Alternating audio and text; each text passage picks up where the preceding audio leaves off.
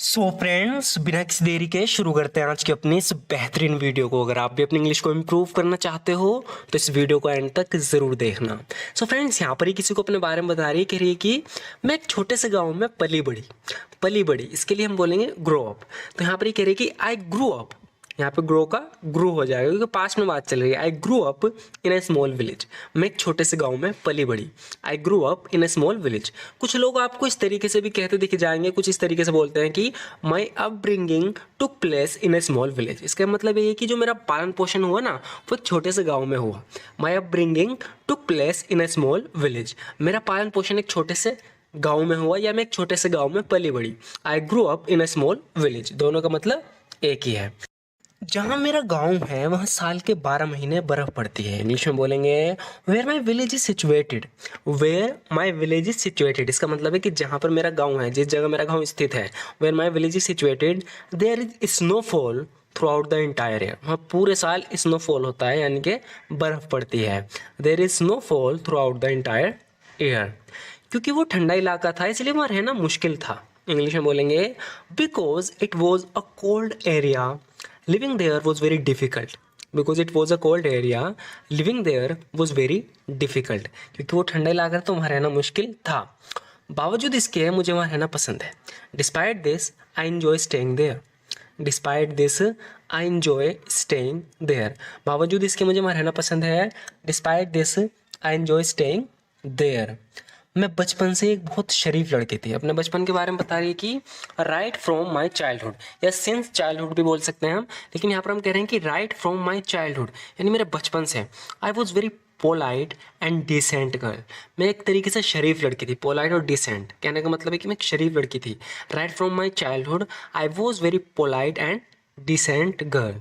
या मैं से भी कह सकते हैं कि I have always been very well behaved girl since my childhood. I have always been very well behaved girl since my childhood। बता रही कि अपने बचपन से मैं हमेशा से ही well behaved रही हूँ, यानी बहुत शराफत से रही हूँ, बहुत शरीफ लड़की हूँ। मैं हमेशा अकेली और चुप रहा करती थी। बता रही कि रहा करती थी। या तो आप इसे इस तरीके से बोलोगे आई यूज टू या वुड का यूज़ करके हम बताएंगे क्या पास्ट में हम कुछ किया करते थे, उसके लिए हम या तो यूज टू का या वुड का यूज़ करते हैं। तो यहाँ पर बता रही कि मैं हमेशा अकेली और चुप रहा करती थी। I would often be alone and remain quiet. Often का मतलब होता है अक्सर। आई वुड ऑफन यानी मैं अक्सर बी अलोन अकेली थी एंड रिमेन क्वाइट और साइलेंट क्वाइट रहती थी, silent. I would often be alone and remain quiet, मैं हमेशा अकेली और चुप रहती थी।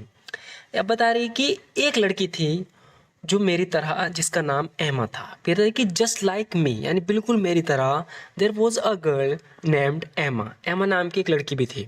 Just like me there was a girl named Emma. बिल्कुल मेरी ही तरह एक एमा नाम की लड़की थी। Just like me there was a girl named Emma. हालांकि एमा एक अमीर परिवार से थी और मैं गरीब परिवार से। इंग्लिश में हम कह सकते हैं कि although Emma came from a wealthy family. Although Emma came from a wealthy family, यानी जो इसकी दोस्त थी एमा बता रही कि हालांकि वो एक अमीर परिवार से थी। I on the other hand और दूसरी तरफ मैं, I on the other hand और दूसरी तरफ मैं came from a humble background या पुअर फैमिली बोल सकते हैं। I on the other hand came from a humble background और दूसरी तरफ मैं एक हम्बल बैकग्राउंड से यानी साधारण से परिवार से आती थी। कहने का मतलब है गरीब परिवार से आती थी। Although Emma came from a wealthy family, I on the other hand वहीं दूसरी तरफ मैं came from a humble background. फिर भी हम अच्छे दोस्त थे। बताना चाह रही है कि फिर भी, इसके लिए हम नेवरदलेस का यूज़ करेंगे। Nevertheless we were good friends. Nevertheless we were good friends, फिर भी हम अच्छे दोस्त थे। Nevertheless we were good friends, या ऐसे बोल सकते हैं कि we were good friends nonetheless. We were good friends nonetheless, फिर भी हम अच्छे दोस्त हैं। लेकिन हमारी दोस्ती ज़्यादा लंबी नहीं चली। जब भी हम इस तरीके से बोलते हैं कि हमारी दोस्ती ज़्यादा लंबी नहीं चली, हम बोलेंगे however our friendship didn't last too long. तो यहाँ पर लास्ट का यूज़ होगा। However our friendship didn't last too long, हालांकि हमारी दोस्ती ज़्यादा लंबी नहीं चली। However our friendship didn't last too long, क्योंकि स्कूल के बाद उसका परिवार गांव से शहर शिफ्ट हो गया था। अब इसे इंग्लिश में हम कैसे बोलेंगे, कह रहे हैं कि क्योंकि, बिकॉज आफ्टर स्कूल, स्कूल के बाद हर फैमिली हैड रिलोकेटेड, उसके परिवार ने रिलोकेट कर दिया था, यानी कहीं शिफ्ट हो गए थे। From the village to the city, यानी गांव से शहर में रिलोकेट हो गए थे, शिफ्ट हो गए थे। बिकॉज आफ्टर स्कूल, ये बता रही कि हमारी दोस्ती लंबी नहीं चली। Because after school her family had relocated from the village to the city, क्योंकि स्कूल के बाद उसका परिवार गाँव से शहर शिफ्ट हो गया था। Because after school her family had relocated from the village to the city.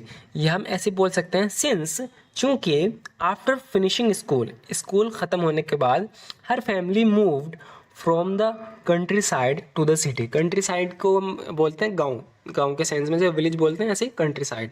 बता रहे हैं कि सिंस आफ्टर फिनिशिंग स्कूल, क्योंकि स्कूल के बाद हर फैमिली मूव्ड, उसकी जो परिवार था वो मूव कर गया फ्रॉम द कंट्री साइड, यानी गाँव से टू द सिटी, शहर की ओर। कहने का वही मतलब है कि स्कूल के बाद उसका परिवार रिलोकेट कर गया, यानी शिफ्ट हो गया गांव से शहर में। खुशी की बात यह है कि कल मैं उससे मिलने जा रही हूँ। अब बता रही कि the good news is that I am going to meet her tomorrow. The good news is that I am going to meet her tomorrow. खुशी की बात है कि कल मैं उससे मिलने जा रही हूँ। The good news is that I am going to meet her tomorrow. या हम ऐसे बोल सकते हैं I am excited to share, यानी मैं शेयर करती हुई, बताती हुई एक्साइटेड हूँ। I am excited to share that I will be meeting her tomorrow, कि कल मैं उससे मिल रही होंगी, यानी कल मैं उससे मिलूंगी। I am excited to share that, मैं शेयर करते हुए एक्साइटेड हूँ। I will be meeting her tomorrow, कि कल मैं उससे मिल रही होंगी। मैं यहाँ नौकरी ढूंढ रही हूँ। बता रही है कि मैं भी शहर में आ गई हूँ गाँव से। बता रही है कि I am looking for job है, I am looking for a job है, यानी मैं यहाँ पर एक नौकरी ढूंढ रही हूँ। I am looking for a job here. यहाँ पे कह रही है कि here I am in search of job, इसका भी यही मतलब है कि मैं यहाँ पर जॉब की तलाश में हूँ। Hair I am in search of job. और जब तक मुझे नौकरी नहीं मिलती, जॉब नहीं मिलती, मैं उसी के घर पे रुकने वाली हूँ। And until I find a job I will be staying at her place. यहाँ पर हम आई विल बी स्टेइंग बोल रहे हैं। इसका कहने का मतलब है कि until I find a job, यानी जब तक मुझे नौकरी नहीं मिल जाती, मैं कहाँ रह रही होंगी, अपने दोस्त के घर, उसके घर पे, उसके प्लेस पे। Until I find a job I will be staying at her place. जब तक मुझे जॉब नहीं मिल रही, मैं उसके घर रह रही होंगी, उसके घर रहूंगी। Until I find a job I will be staying here at her place. लगता है आज तुम्हारा मूड ठीक नहीं है। इस इंग्लिश में बोलेंगे you don't seem to be in a good mood today. You don't seem to be in a good mood today, यानी लगता है आज तुम्हारा मूड ठीक नहीं है। You don't seem to be in a good mood today. क्या मैंने जो कहा उसे लेकर तुम मुझसे नाराज हो? यहाँ पर इससे पूछ रहा है कि are you angry with me for what I have said. Are you angry with me for what I have said. क्या मैंने जो कहा उसे लेकर तुम मुझसे नाराज हो? Are you angry with me for what I have said. I am sorry if I caused you any trouble. कह रहा है कि मुझे माफ करना अगर मेरी वजह से तुम्हें कोई ट्रबल हुआ हो, कोई परेशानी हुई हो। I am sorry if I caused you any trouble. मुझे खुशी है कि तुम यहाँ मेरे साथ हो। यहाँ पर ही किससे कह रहा है कि I am glad you are here with me. I am glad you are here with me, यानी मैं खुश हूँ कि तुम यहाँ मेरे साथ हो। I am glad you are here with me.